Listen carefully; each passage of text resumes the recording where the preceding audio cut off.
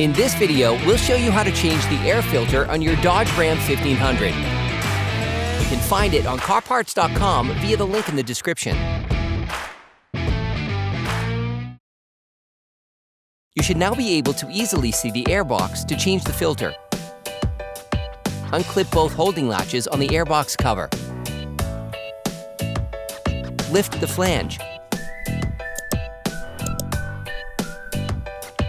Take out the air filter. For great content, our best price, and fast shipping, download the CarParts.com app now. Before putting the new filter in place, it is important to clean out any impurities or leaves stuck in the filter compartment. You can order the air filter used in the video on CarParts.com via the link in the description. Take the new filter. You can now put the new filter in place.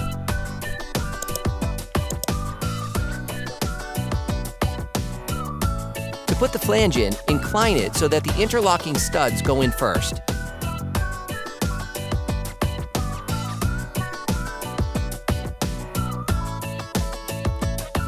Finally, lock the flange with the two latches. Operation complete.